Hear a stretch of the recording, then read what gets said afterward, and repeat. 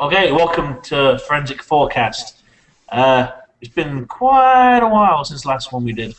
And we also did the unofficial Forensic Forecast Awards a while ago as well, which was always fun.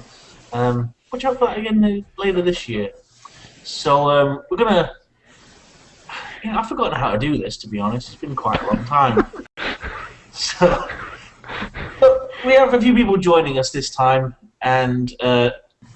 first of all, we have Tom Yarish. How are you doing, Tom? I'm doing well. How are you, Lee? I'm doing fantastic. Glad to hear it.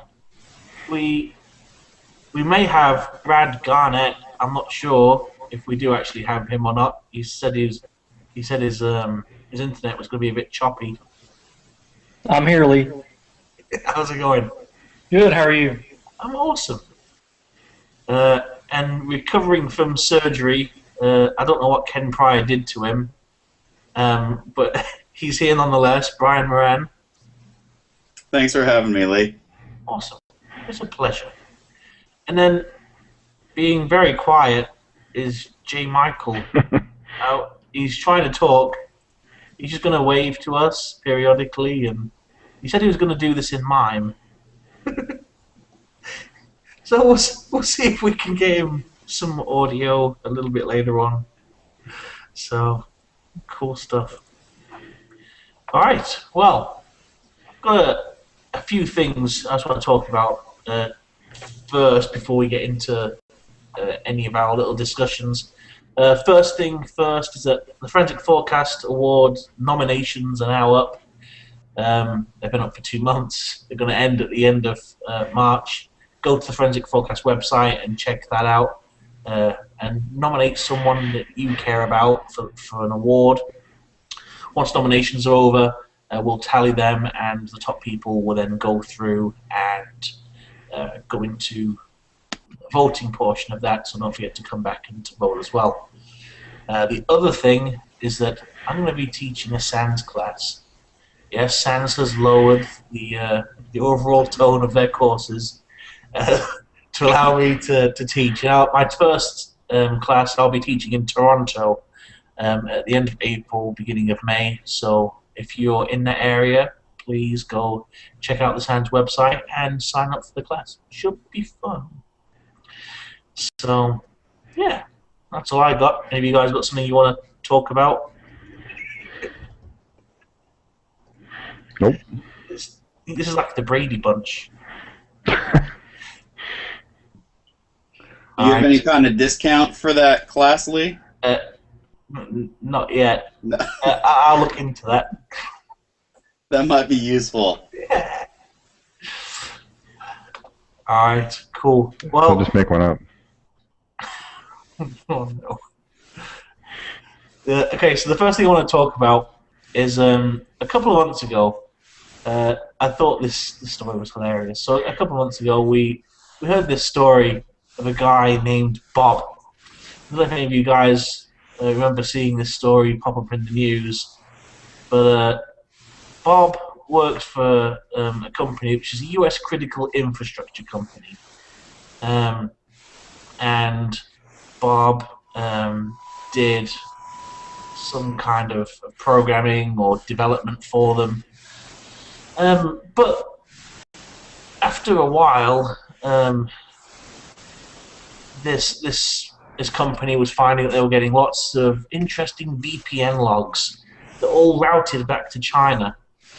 So they called in the Verizon risk team, and they did their investigation, and they found out that what was actually happening is that this VPN was coming in on a specific user's login credentials. This Bob guy.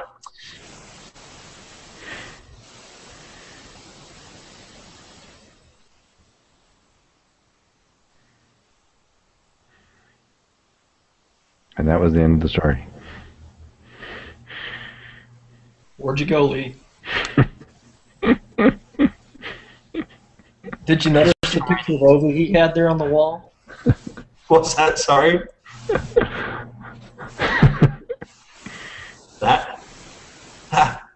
That's Obi Carroll.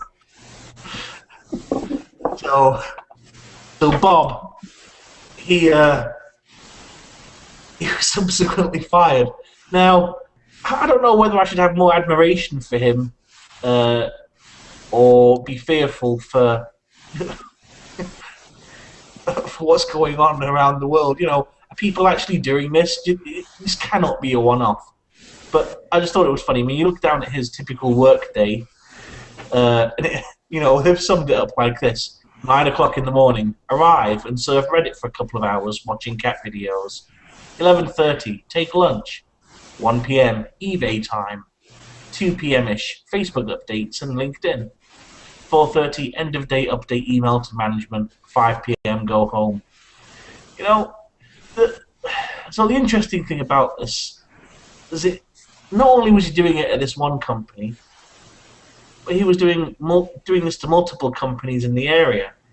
So he was making money at all these different jobs, and I've heard rumors that it was up to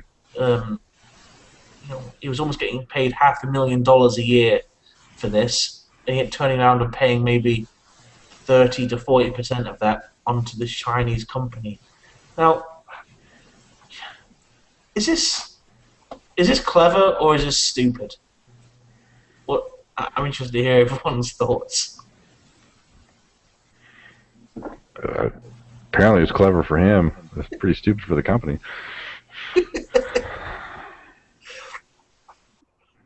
Well, it's obviously clever for him because he was not only able to do it at one company, he was able to do it at multiple companies.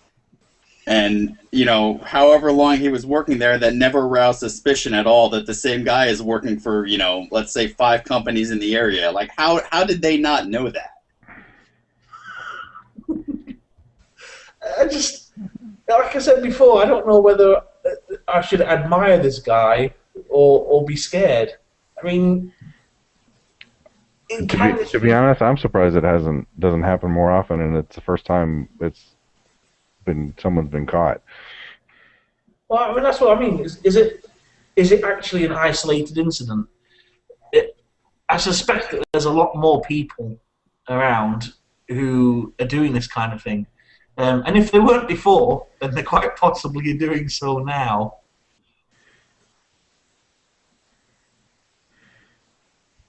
Really, the most disheartening thing is all of these companies now have all of their VPN connections all routed to China automatically without anybody even breaking into their systems. I mean, that's the worst part of all of that. Well, yeah, we've had an intrusion. Where from? China. All right. Well, let's try and narrow down the IP addresses and all that kind of stuff. That's weird. Yeah. It's all coming from one person's VPN. I don't know why. Why? See, we thought about this. We talked about this quite a bit in the office as well. And, if you're going to do something like that, you can at least add another layer of security on top of this so you don't get found out. But I just think it's a very, very amusing story. And how much I'm kicking myself that I didn't think of it first, really, more than anything else. I thought you were doing it, Lee. Hey, it takes a lot of practice to come up with work this shoddy. You said you moved to Texas, but has anyone actually seen you in there? Yeah, well, yeah. I haven't got the cowboy hat, so that's fun.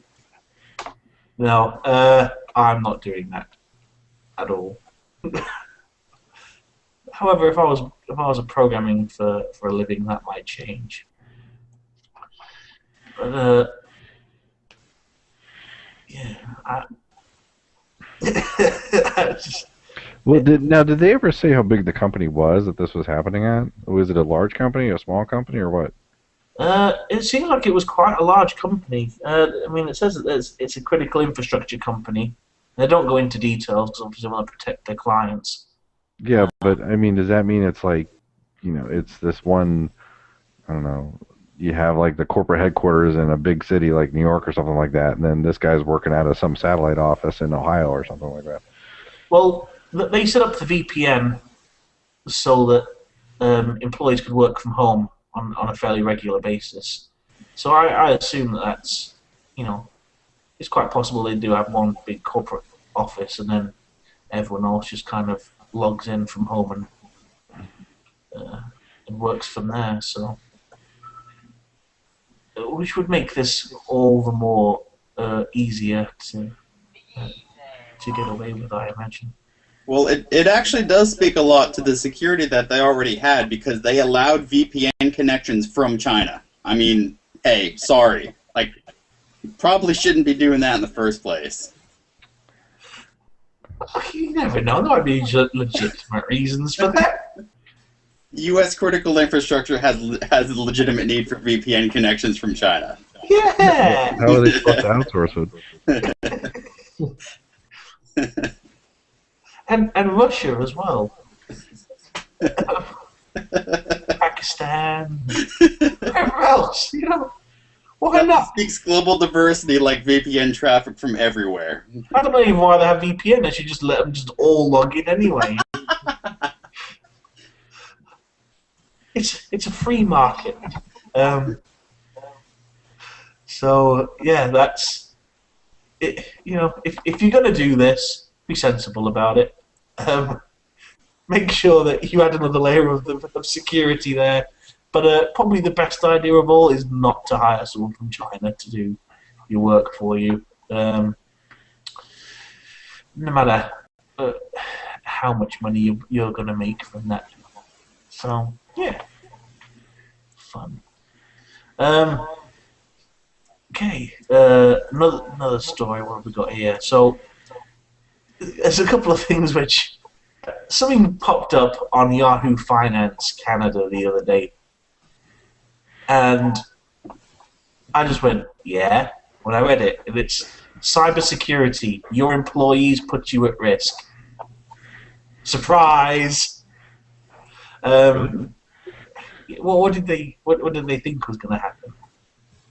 So this article goes on about how many small businesses can't afford the kind of training and infrastructure they need to protect people against cyber attacks. But what's happening is that it's not necessarily the infrastructure which is causing the problem, it's the people that's working for them. And it reminded me of the low tech or no tech hacking talks that people may have seen Johnny Long give.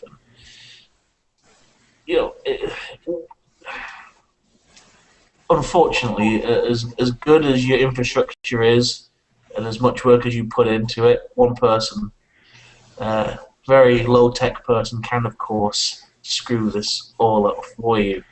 But I mean, why is this news? I mean, I don't understand why this is suddenly something to talk about. It's just because of what President Obama, the executive order he issued. I don't know, what was it, 3 or 4 weeks ago? Is it down to that, or is just people only just beginning to realise that this is the case? Well, it was from Yahoo Canada, right? So what did the Canadian government announce in the past couple of weeks to make that newsworthy? I don't think it's... I don't know. I don't think it's necessarily them. I think it's just the story was released by Yahoo Canada, but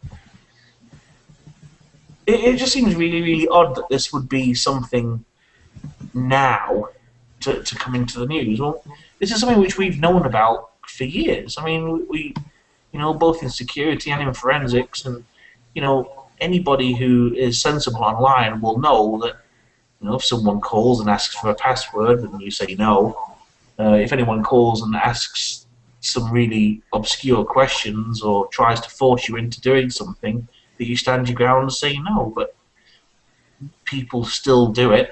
We know they do. Why is it news? I mean, I personally just think it's the flavor of the month right now. I mean, we have we have the mandate report that came out. We have all the other incidents of companies getting hacked. We have Anonymous doing their thing. We have the the Muslim hacking group doing their attacks on the banks right now and things like that. That's the news. Hmm.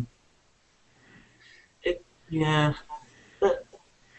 So what do you guys think about this directive from President Obama then? That uh, it seems like it's a...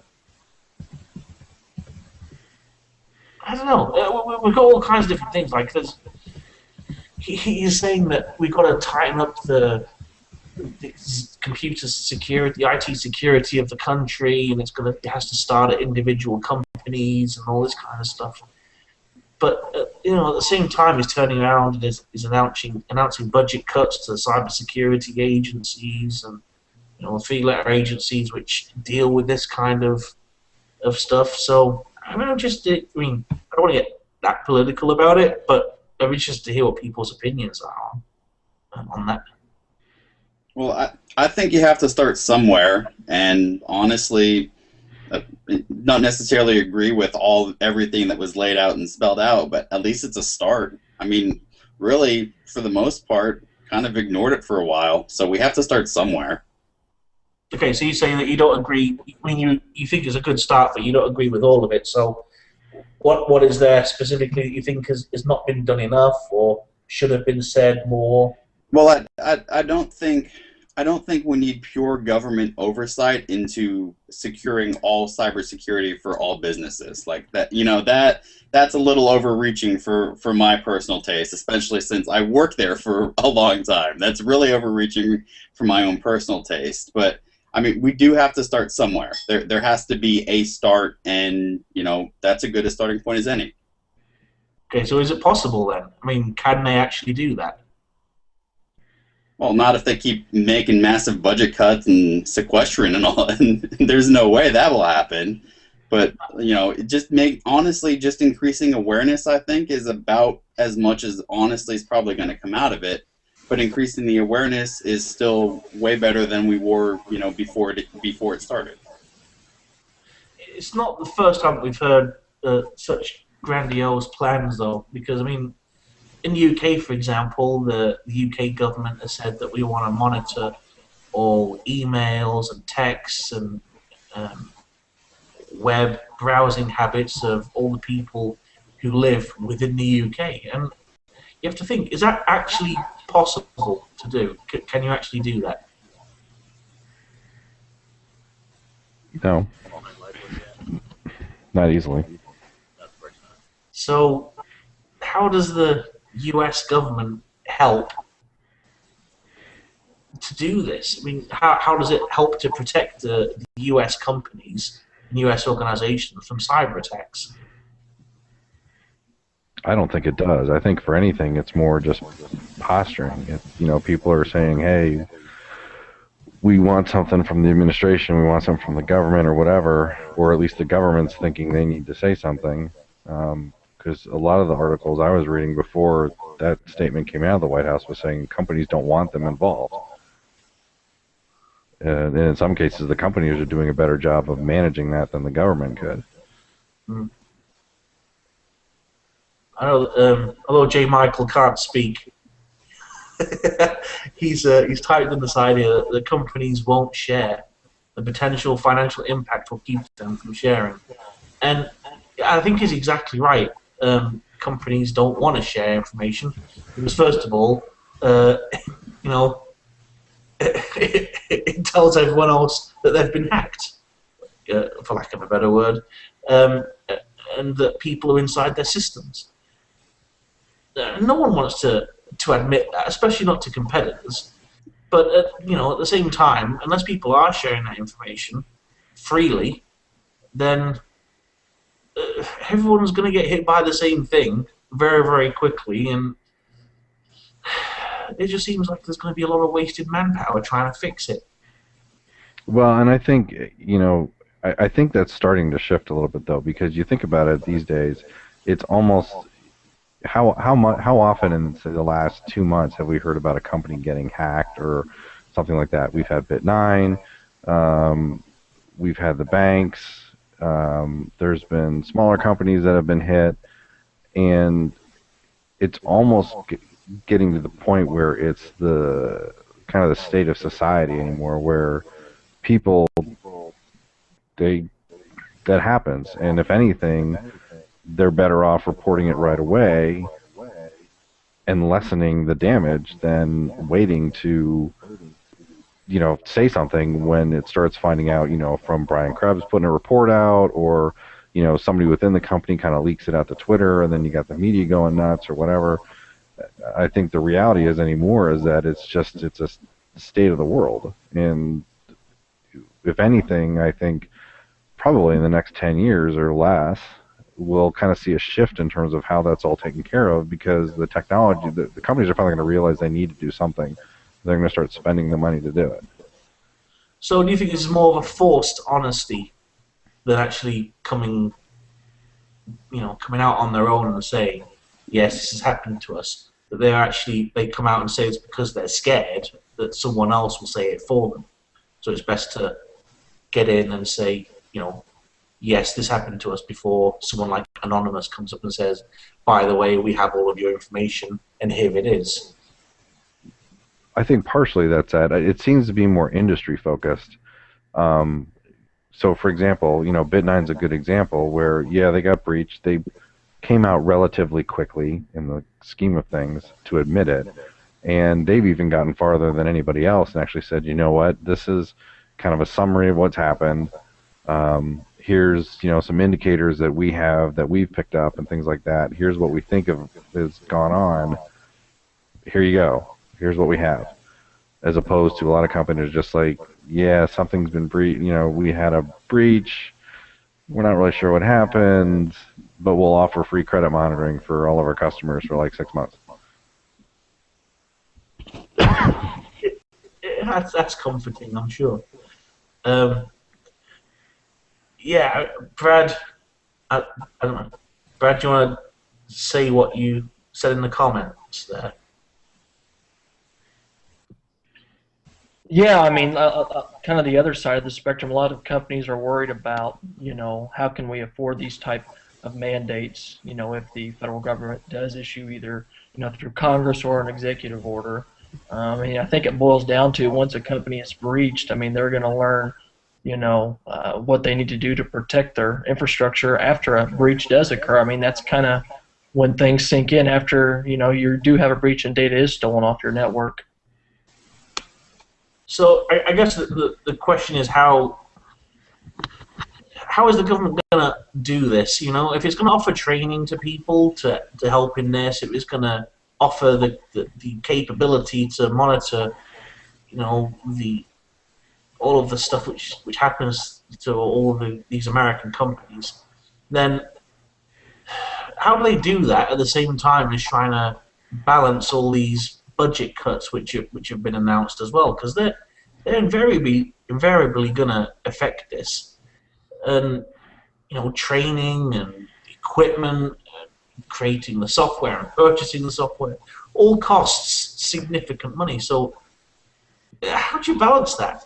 The same goes with small companies as well. Small companies, you have a really, really good, innovative idea.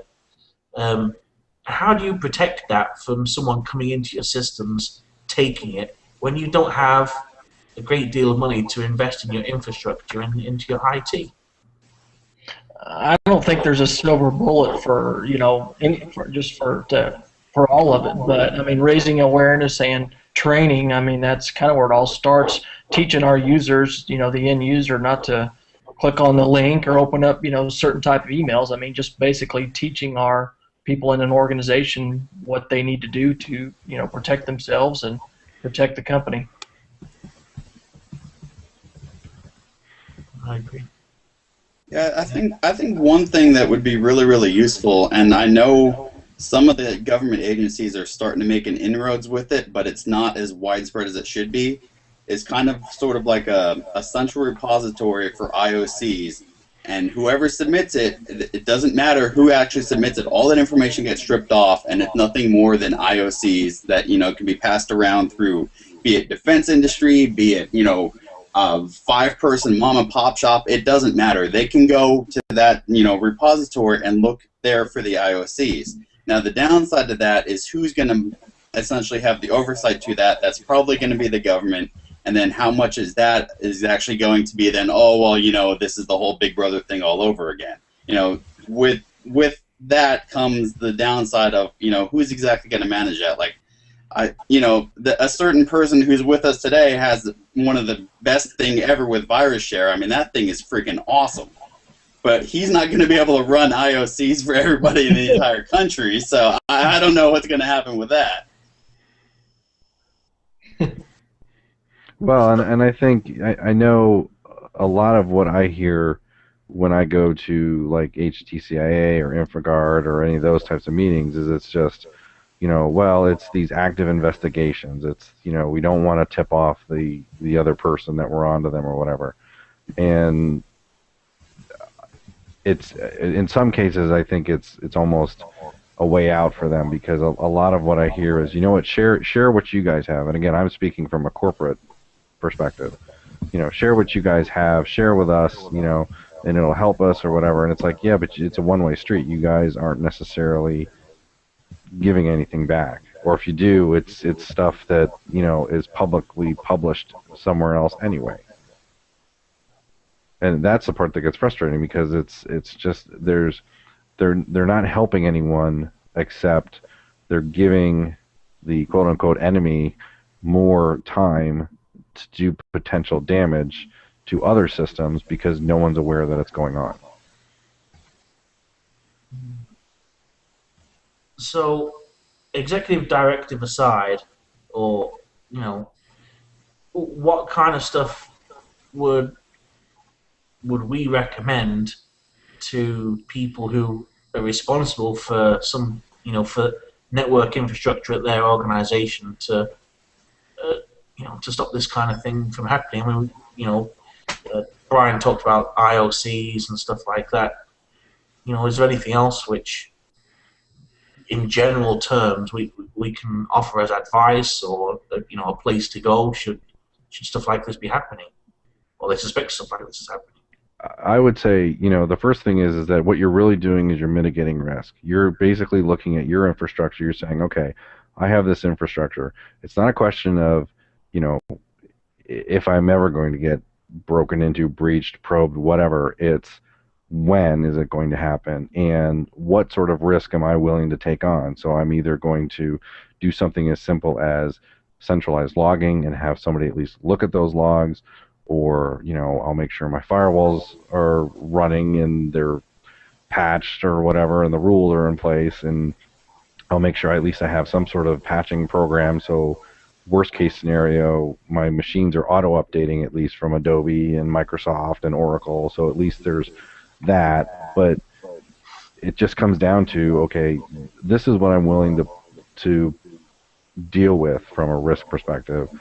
Here's the gap of stuff that I may not be able to control, because either I don't have the money, I don't have the personnel, or it's just there's just too much going on.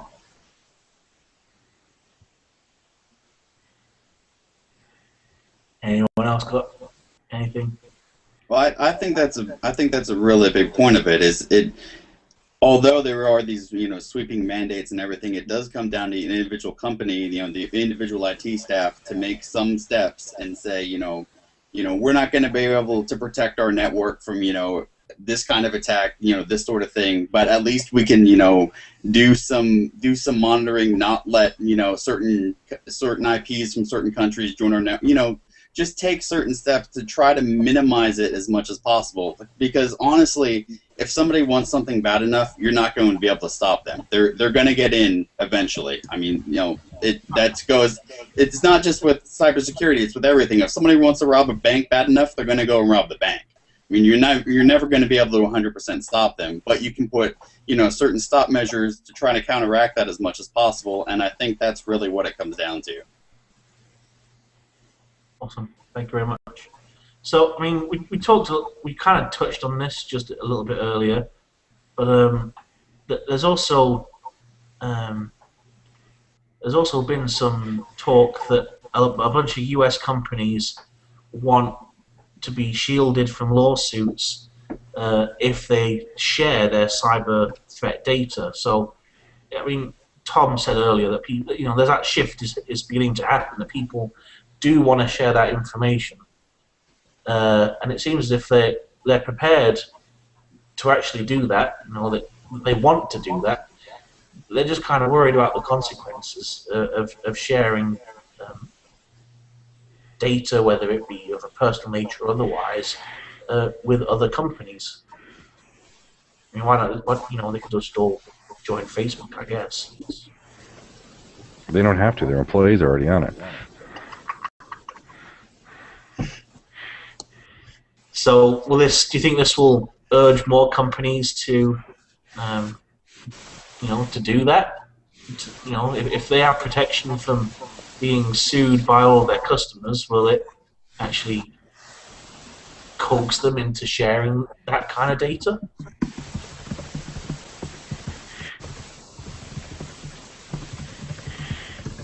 Hey, J. Michael, say something. Working on it. Oh, I can hear you. Oh, hey, we can hear him. What? We can hear you. How'd that happen? Very faint now. Okay, it's a start. Okay. So, I mean, Jay says that they'll lose stock market and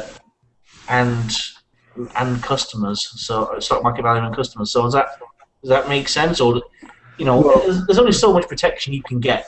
But here's my thing about that.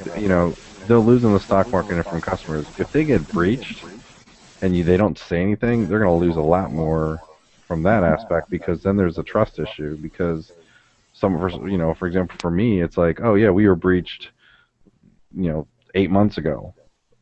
Well, great. You're just telling me now. How do I know what they've gotten, what they've done with it? And in most cases, it's probably nothing, because they probably just do a dump and everything like that. But still, I would prefer them just to come out and say, look, we got breached a week ago. The investigation's still ongoing. We're letting people know, this is what we know for now. As far as we can tell, it happened this day. We're not entirely sure yet what they may have gotten. Or we know this is what we've gotten. Versus, someone like Brian Krebs, who I have no issues with what he does at all, coming out saying an anonymous source has told me that company XYZ got breached 6 months ago and their entire customer database was stolen. Yeah. Do any of you guys use Evernote at all? I do. I love him. So they had an interesting scenario in the last week where they obviously suffered some kind of breach, but I mean they came out about that very, very quickly. And just like you say, Tom, they were like, right, this is what we think they have. We don't think they have any of your data, but they might have usernames and passwords. So, they basically sent out messages to all of their customers saying, please change your password. So. No, they didn't send them out to all of them. I still haven't gotten my email. Oh. And I actually, the irony in their method was, I think the way they went about the reset piece was bad. I know a lot of people were complaining about that, because I know in one part they're like, oh, don't click on any links saying to reset your password in any emails. And it's like, well, wait a minute. That's how you do it with your system. So now you're telling us not to trust your system to reset the password. But I mean, when I heard about it, I started updating all, my tablet, my phone and stuff, and it started prompting me for changing my passwords out and stuff. So I just logged into the site and did it. But I think, I think the way they did the password reset piece could have been done a little bit better. And then the other annoying part that is always sort of a what were they thinking type of thing is then they suddenly are like, oh, well, we're going to look to introduce two-factor authentication now by the end of the year or whatever. So I think that was their kind of token gesture. Ms. Andrew, hey, I'm late, as always. One thing that's interesting in that breach is that if you look at the language that was used, the words were chosen very deliberately. in such a way that that you're not going to say that everything's lost. And it's one of those frequent things where the organization's only going to admit that user information and user information and passwords are stolen, but not other user data. And I'm pretty sure the deliberate words were chosen for better alignment with the Data Security and Breach Notification Act, just so that no one else had to get involved, where they just said, hey, we're sorry, and let's move on. Hey, we're going to do two-factor now. Look over here. Right, yeah. Shiny object. So, all right. So that brings something else up. Then,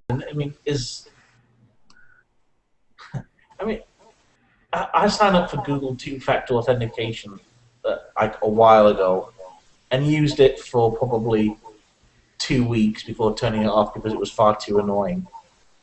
Really? I love it. I couldn't get it to work properly with my phone. I use it on every single one of my accounts, and in fact, a lot of organizations that use Google as their enterprise email application, generally they'll enforce it, because compared to a lot of other options out there, it is fairly easy to set up and maintain. It must just be you, Lee. I use it on everything. Nothing. I'm gonna go change my settings now. I guess my point is that remembering a password and logging in with a password and using something like LastPass, which I'm a big fan of, you can log into virtually anything you want very, very quickly and easily. And do you really want to, or does the average person who uses a computer, not the techies, not the geeks, like J. Michael, do they actually want to go through that process of, one, of setting it up, and two, of using it all the time? What is he doing? Well, I don't necessarily know that they want to, but on the other hand, if it's mandatory that you do, otherwise, you don't work there, or you don't get a computer, you don't get to access the internet from work, well, they're going to do it. So, of course you want it to be as good as a user experience as possible, but on the other hand, if you make something like that mandatory, people are going to do it. Mm. Yeah. And I could be lazy. That could be the ultimate thing, really. I'm too lazy to do that, and I don't want to spend an extra few seconds dealing with that. If I want something, I want it to be done now. I don't want to have to wait for a text message on my phone, or a secondary way of clarifying who I am. So, and that's the thing that I worry about, is that laziness typically beats out any technological advancement which we can come up with. And laziness, because of that, there's always going to be significant risk. Well, I think that's the reason that security vendors and really software vendors need to push to get their products deployed in such a way that it's transparent to the end user, just so that they don't have to make that decision of, should I take the extra effort to do X, or can I just be lazy and do Y? If you can make it transparent, then it's not going to impact their user experience or their ability to work. So, that seems like the best option for me if I was deploying products. Well, and I think Google has it right in the sense that it's they're targeting the two-factor piece for your phone, and this day and age, how many people keep their phone on their hip? So it's and Chris just said the same thing. The person's going to have a phone. So to just turn. I will admit, there's times where the two-factor is annoying because Chrome will kick me out because it's pushed an update or something like that, and I have my phone charging in the other room, so I have to go walk over, get it, and then, unlock it and get the code and stuff. But I'd rather just do that for the 5 seconds it takes than have my account compromised just because they were able to figure out what the password was. Yeah. And I have no doubt that you're right. No doubt at all. Okay, so, but I don't want to do that. Well, and you have the choice. I don't know what any of my passwords are. Okay, so they're all randomly generated passwords, all stored on a password service that I then access, and it fills them all out for me. And it's easy. And it takes 2 seconds to log into something, and I have like a 40-digit, 40-character password, which I don't think people are going to be able to crack that with any great ease. I mean, Well, yeah, but you know what though? I mean, LastPass is a great service. I use it too. I think it's been around for a while now, but they've been breached too. I mean, they had an incident a few years ago where somebody started poking around their systems, and they said that they don't think anyone actually got in, but they said, you know, we're resetting everybody's accounts. Okay, I'm turning on two-factor authentication. Change the password, Lee. All it is I love Ovi anyway, so it doesn't matter. Over and over and over again. So was the picture of Obi the only picture you have on the wall in your office? Yeah. Obi Carroll, ladies and gentlemen. I can't see this picture. You got to bring it up to the camera. He's waiting for the tapestry to come in.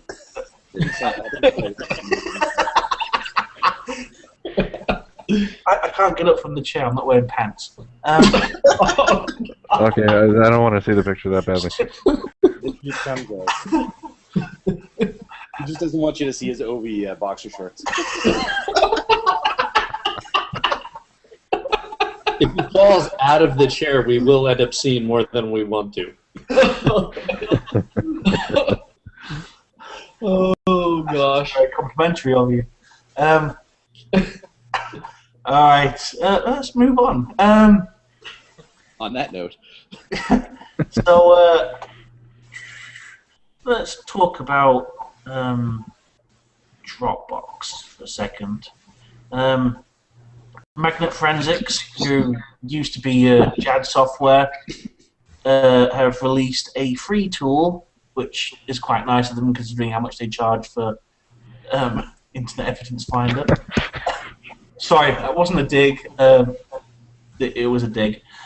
So they've released something called Dropbox Decryptor, which is really, really handy. You can go in, you can decrypt the file cache.db, file cache.dbx file, and get all kinds of useful information from that. And with Dropbox becoming more and more popular with end users, I think this is really cool. Now, it's not really an issue, but the only difficulty with that is that you will still need the person's the person's password in order to decrypt the file. So, I mean, you guys tell me, how useful is this tool? You know, if you still need to have the person's password.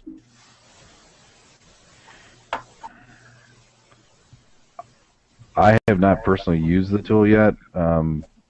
We have licenses for IEF at work, so I usually just use that. But with where I work, it's not very difficult to have someone give up their password. If you can basically say, look, we have evidence that you were transferring stuff to Dropbox, for example, and here you go, here's the evidence, and we'd like to look at your account and make sure that we can remove that stuff, and they'll usually say okay, and they'll log you in. Well, so You don't have any. Sorry, go on. I was gonna say, you guys don't have any legal issues with, hey, yeah, you transferred some company data to an external source. That's my personal account. That's like saying, well, you were SSL VPN'd in and we're accessing some documents. Bring in your home computer so we can examine it. Yeah, well, we sometimes do that too. I don't know a legal team that would endorse that. I'm sorry? Your legal team endorses that? It's usually the legal team that's asking them to do that, but it's voluntary. Obviously we can't force them. Right. Okay.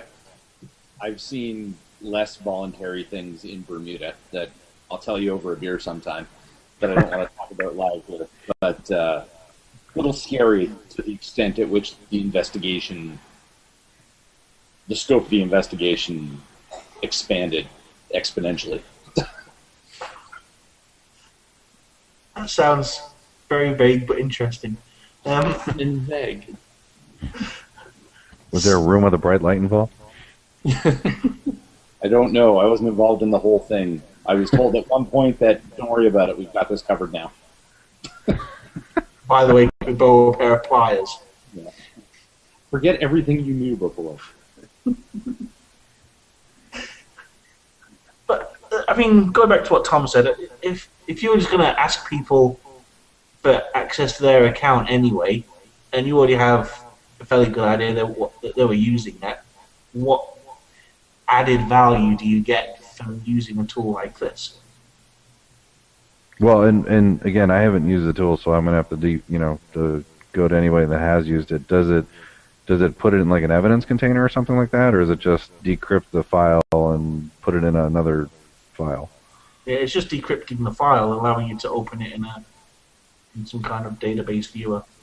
So Lee, think about this.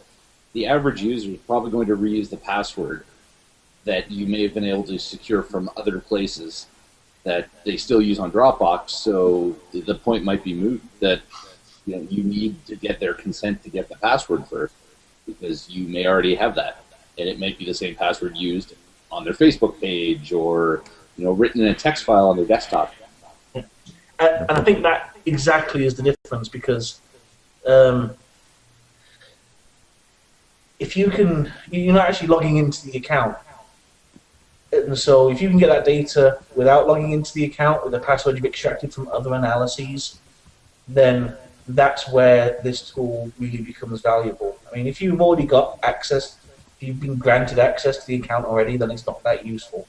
But if you can find that elsewhere, that's when this tool becomes quite useful. So take that even one step further. Think of all the people that use 1Password and then sync their password database using Dropbox as their central database. So now you have an even bigger database or password repository from which to do additional things. Probably with the master password that's the exact same password used to log into Dropbox and Facebook. Yeah, where's that file? Let me just get rid of that out of Dropbox for a second. Yeah, but I think it's still, I mean, from my vantage point, when we deal with things like that where people are transferring stuff to, their Gmail accounts or Dropbox or whatever, I mean, I'm not going into someone's account and just logging in and looking at their stuff. I mean, we're sitting with them in a room and we're saying, okay, we would like you to log in your account because we're going to look for this stuff that we know is in your account. And, they normally say yes. They can certainly say no. But they're the ones putting in the information. I'm certainly not going to be sitting there typing in their password and something like that, because I don't want to suddenly, click something and delete some email or file or whatever that they do need that has nothing to do with us, and all of a sudden we're dealing with a bigger issue where somebody, now I'm deleting somebody's stuff. Yeah, I think that's an important thing to point out. Is that even if you have the username and password for something on someone's machine, doesn't necessarily mean you have the right to go in and poke around and see what's there. No. That's forensics 101, people. Yeah, and unfortunately, there's still some people out there that they're outside forensics that I've come across over the years that think I got this username and password, I'm just going to go ahead and log in. It's like, no. Yeah, but it's not a great idea, because you yourself could be prosecuted for various things which are probably more serious than what they've done. So don't do that. Not a good idea at all. So, but yeah, it's a new tool, and if you can find the password, then go to magnetforensics.com, download the free tool, and it's very useful. And I don't know if you guys have had similar experiences, but we, I've been using Dropbox for a very long time now, almost since it first came out. But I've never really seen it come up in investigations until like maybe the last year or so. You guys seeing similar things, or have you always seen Dropbox in use? I've seen it more had probably in the last several 2 or 3 years. Yeah. Is it really that big a concern as an exfil point when we're still letting people take their laptops home and plug in their BYODs to the work computers? Like, it seems like a lot of effort to sync to Dropbox, and so install the agent, set up the syncing, whereas they could just bring home the laptop and copy it. I would look at it from this point. If someone has access to Dropbox at work, they sync data off there. They go home and they access that data. The only point of reference we would have to say they accessed it from home would be their home PC. So if they're syncing from a work computer, you kind of consider that as a control. All right, we have documentation. We can pull logs off of that machine. We can pull firewall logs. Once it's in Dropbox, we don't know who's accessing it. Are they sharing their password with somebody else that has access to that data? Short of getting a subpoena and going through maybe getting access from Dropbox's servers and getting their log information, you have no idea who's accessed it after it's left your company. So yeah, I think it's a valid exfil point. I don't get me wrong. I don't think it's invalid. I just think it's troublesome for the layperson to configure and set up, whereas it'd be far easier for them to sync to Dropbox with their MacBook that they get at work, and then bring the same MacBook home, and they're just going to access the same file from Dropbox. Almost treating it like an external storage device for their laptop that they're just bringing back and forth to work and occasionally to Starbucks in between. Yeah, now I've run into the opposite where it was used as a point for supposed sharing of data. Oh, well, I want to work on this from home and I can't take it with me. So I'm going to sync up all my documents and policies and procedures and contacts and everything. Well, where I worked, that was a major issue. Because then we lose control of that data and information and what they're doing with it. And then when that guy leaves 2 weeks later, we had no control over where that information went, who had access to it. It became a painful point. But I have seen it actually used the way you mentioned it, Andrew, where it's just set up as an agent on the Mac or another workstation, and that actually is the server. There is no other central point of file services, and that's it. So they go to it, and that's where their files are. And there are massive teams of demographically located people accessing all those files and sharing them and reusing it. So yeah, it could be used either way, but I've seen it more on the it's a no-no, and it's being used kind of to circumvent controls. Yep. My laptop's too heavy. I don't want to bring it home with me. I get that a lot. It takes a whole 30 seconds to boot, man. It's too much. I gotta shut it down, unplug it. Well, thank goodness it's have two-factor authentication to log in. Right. Computer, if that was the case. Then it just becomes ridiculously hard to do. Throw Google off in there, game over.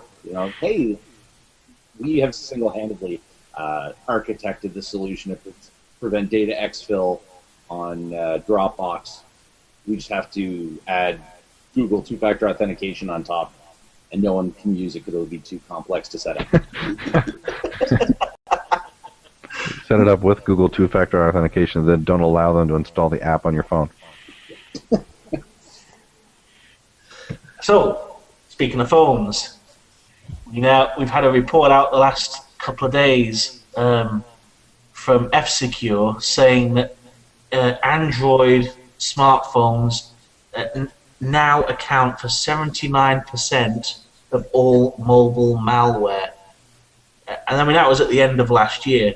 And then 19% is still attributed to Symbian. Who's still using Symbian? Hey, Everybody else. think about all the Nokia phones in Finland. Yep. That's not Mhm.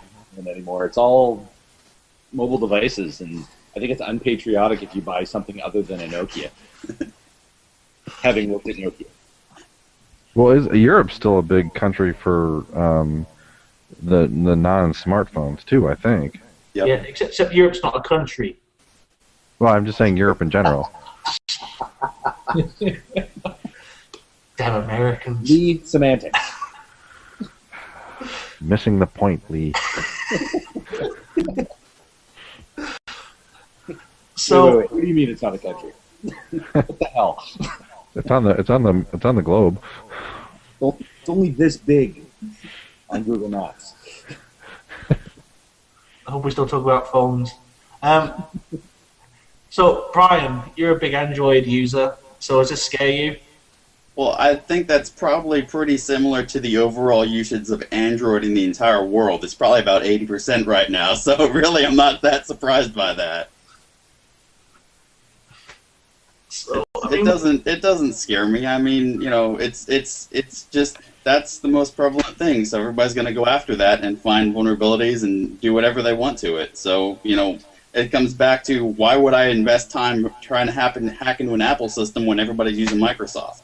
Why would I invest any time trying to go after iOS when everybody's using Android? So, I mean, I think it's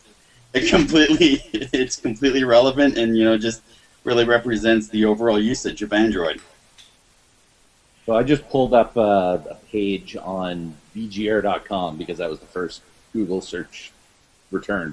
So iOS in January of this year, 37.8% market share, and Android is 53.6% market share. BlackBerry, 7.8% market share, which is kind of surprising that that's on the rise. But I don't think it's a question of market share. I think it's a question of ease of deployment. Because of the inability to run services in the background on an iOS device, unless it's a rooted device, I think the bar is higher to get malware on an iOS-based device than it is on an Android Linux-based device. Yeah. Looking at what the malware is designed to, or the majority of the malware on these Android phones is designed to do, is that the most prominent threat, the article says, is that it hijacks the SMS. So basically, it's sending out SMS messages to premium rate numbers which are owned by these organizations which presumably created the malware, and just racks up loads and loads of money for them. And it says that nearly a quarter of the Android threats found belonged to premium SMS. A single organization. I mean, that's a lot of investment for one company to try and. It's just the whole dial-up era all over again with mobile devices. I mean, how often were we hearing when 1200, 2400 baud modems were the big deal, where you'd get these systems that would get installed on people's machines, and all they would do was dial these 900 numbers and these high rate numbers, and rack up phone costs. It's the same thing. That was my excuse when I got caught calling some phone lines. So. Yeah, I think one of the big things. Was that last weekly or? I think one of the big things with the Android malware too is there's so many devices running so many different versions of Android as well. I mean, 2.2 is a whole lot easier to get into than 4.2 or something like that. So a lot of the cheaper phones, the real cheap ones that you get from like the Net 10 and stuff like that are probably running 2.1, 2.2. And it's a whole lot easier to get some kind of malicious code running on that than it would be one of your newer versions. So I think that probably has a pretty large factor on it too, whereas iOS for the main part is going to be generally, your 4 or newer, but meanwhile you can run down to the store and grab, one of the like dollar phones literally that's running 2.1, and yes, it'll make phone calls, but it's also going to be able to be hijacked and do your SMS dialing or do essentially whatever kind of malware you can get on there. Do you think it's the fragmentation issue which is causing this more than anything else? I think it's a factor of it. I also think there's generally somebody's going to go to the market and hey, I need a flashlight for my phone.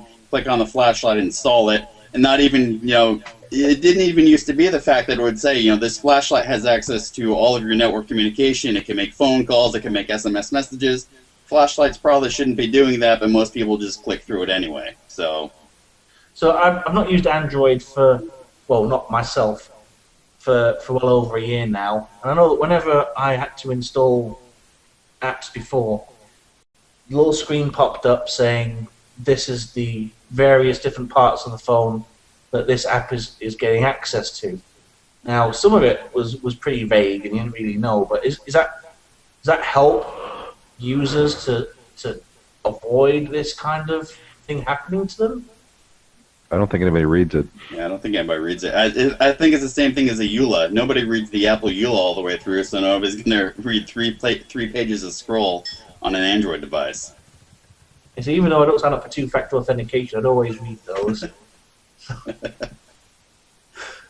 I don't know. It's the other thing. I mean, it certainly shows the investment which people are willing to put in to mobile technology now. I mean, people wouldn't really have gone about this years ago, whenever it was, whenever Windows Mobile 6 was the most advanced phone OS or anything like that. So just goes to show you that people actually, people use their phones for all kinds of crap now, and they use their phone for banking and stuff like that. So is this where we're going to see the most malware coming in the future? Is viruses and other malware for the PC going to be in decline and more on the rise for mobile devices?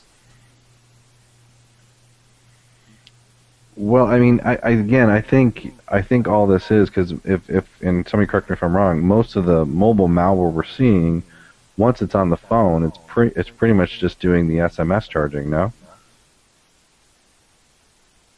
I think that's probably I think that's a majority of it. There are ones out there that will steal the contact data and stuff like that, but my guess is that's probably goes back into try to feed that back into getting SMS, the SMS automatic message sending onto other devices as well. I think it's kind of like stealing the address book and trying to spam out a message to see if they'll get it. That's my guess. Right. So again, it's going back to the dial-up days where people were getting suckered into dialing these premium numbers to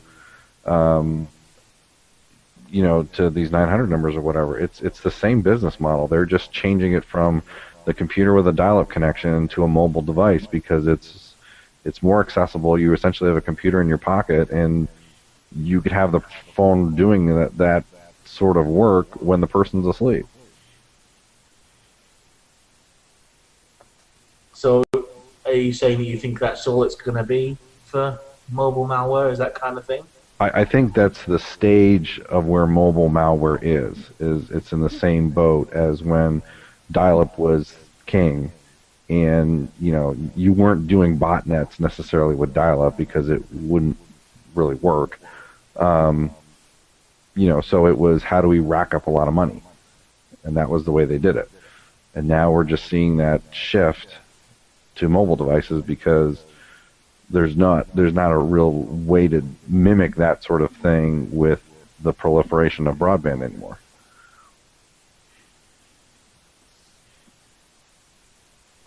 I see that. I really do.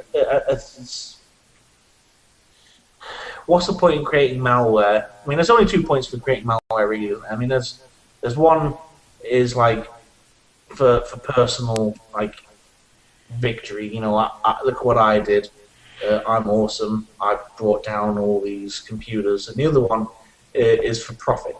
So this is obviously, these dials are all for profit. But I just get the feeling that before too much longer, we're going to start seeing much more dangerous phone malware coming up. Especially when you have Android that's running on runs all its apps on the Java virtual machine. is that going to get exploited somewhere down the line? I think I think you'll see it exploited more when the bandwidth you can get on a mobile phone matches what you can get with broadband. You can get that now. Yeah, but it's not as widespread. You're looking at mobile broadband speed right about where, internet, Comcast and all that was, 7 years ago. What the crap speed do you have at your house? No, I'm talking coverage. I'm not talking speed. I'm talking coverage. Okay. Because, even, Verizon advertises they have 4G in Chicago, and when I take the train to work every morning, I watch my signal go to 3G to disconnect, to go back up to 3G to 4G, and it's, I'm right next to the Kennedy. So, when things become more consistent, that's when we'll start seeing more dangerous malware appearing. Think of what's on those phones. With current consumers, they're starting to move more towards banking from their phones.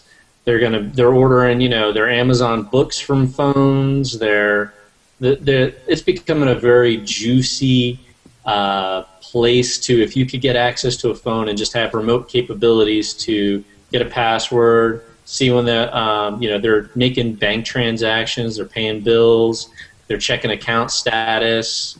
We talked about some password reuse earlier. All right, think about that now. If I can get access to the phone, you get a little bit, some of those little pieces of information. It's automatically logging into their email accounts. You can get the password out of the phone remotely. You got a gold mine of data. They're sharing things via Facebook and Twitter, and you get all those passwords, man. You are golden. I think the other thing, which there's a possibility of, is that we begin to then breach that gap between getting data which is, we wouldn't want in other people's hands, to actually data that could put us in physical danger as well.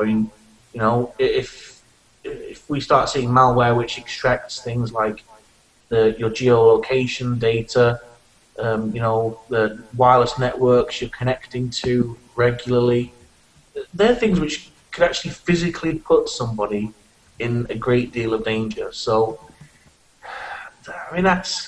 that is really, really scary to me.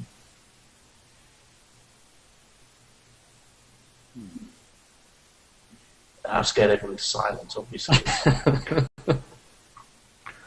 I think we'll start seeing that probably within the next 5 years, if not sooner. I would say 2, if that.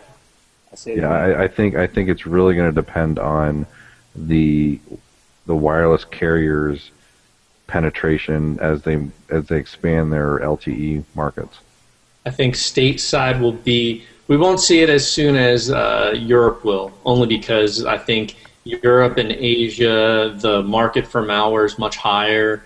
The capabilities, the attacks they're using are much more sophisticated in what they're trying to get out of the phones and what they're using the phones for. And everybody has a smartphone, where the United States, we're great and we have high speed, but still not as great as some foreign countries where that is the only device a person may own. Yeah. Well, the telecom infrastructure is also ahead of the curve as well. The difference between North American and European telco communications is not as wide as it used to be, but I agree. There are a lot of smartphones in Europe, in the UK, and I think it's just a matter of time before we see a massive attack that includes handheld devices. I think here's a good example. I experienced my first SMS spam actually in 1999 when I was working in the UK. I didn't get my first SMS spam in the States until last year. So I think that shows a disparate gap between, how the devices are used, profiled, attacked, if you will, even from just a marketing standpoint. At least we win at something.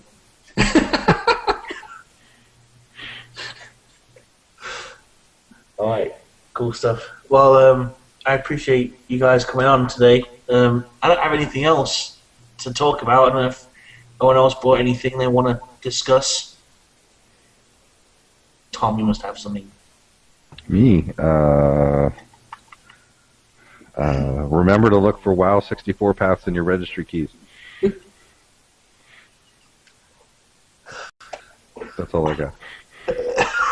Awesome. I've been grading midterms and getting ready for my next class all week, so I kind of glance at what's going on. Where are you teaching? Loyola, part time. Cool stuff. I didn't even know that. Yeah, I just started the semester, and I'm basically just trying to keep my head above water because I got hired a little close to the start date. Cool stuff. And with your ample free time, there's Yes, lots of time to prepare. yes. It's been great. But it's been fun. I mean, I would probably say, for anybody out there, if you've never taught a class, and even doing it, especially in forensics, it's at least trying once. It's a blast to do. You'll have to keep us updated on how it goes, because I'd be curious to see just how well they get it.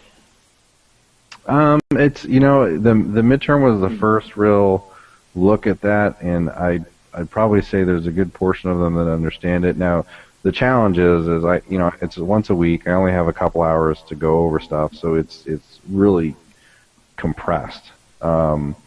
We did some parsing of like FAT file systems and master boot records and things like that with a hex editor, just so they could understand that. And a good portion of them actually picked it up. But it's all the stuff that we all run into when we're first starting out in the thing. You forget that you need to remember Indian order when you're looking at certain things, and which things are the text versus which is just the hex versus which is the numerical value. And I handed out, Michael Wilkinson did those cheat sheets a while ago, and I handed those out as reference points for them to use, and those have been great. Because even once you go through that, I mean, how many of us actually go through and manually parse out that stuff anymore? Especially like FAT file systems. It doesn't happen that often. I've been doing it wrong all this time. I've been wasting my time like a sucker. You mean there's a tool that does that? Cool. Okay, anyone else got anything they want to talk about? When's the next one? Say again? When's the next one? When do we have to set our clocks back? Yeah. Alright, so yeah, it's been a year, just over a year since the last Forensic Forecast, so we'll see how well this one's received. And Same time next year? Everyone put it on their calendars. I want to do this more regularly, especially as Ovi has started to go on the offensive, really offensive. So, And you can do it in the evening now, as opposed to in the middle of the afternoon? well, now that it wouldn't be 2 o'clock in the morning for me, yeah. Yeah. That was always fun. But now, trying to do it at 8 o'clock in the evening, you get everyone complaining that it's interfering with The Walking Dead. So, we have DVRs. Get over it. Anyway, cool. Well, I appreciate everyone joining us. It's been a lot of fun, and I hope it's been useful to people watching and who will ultimately listen as well. Just want to remind everyone to get their nominations in for the Forensic Forecast Awards. Go to forensicforecast.com, and you'll see across the top of the web page there, you'll see a little link for Forensic Forecast Awards. Click on that, push nominations, and then check back on April 1st and place your votes for the nominees. Anybody here want to just throw their names in and say why they should be nominated for any of the awards? No. It's been so long since I did anything with that. I don't even remember what the nomination categories are. I had somebody try to throw in the paperclip for best phone forensic tool. I was not going to allow that to happen. No. It's got to win one year. No, it won't. Forensic tool. Yes, work. Vetoed forever. Just like if anyone nominated Tom Yarish to win anything, instant veto. Damn it. All right, cool. Well, I'll keep everyone posted and let everyone know when we can expect the next episode. But until then, bye for now. Thanks for joining us.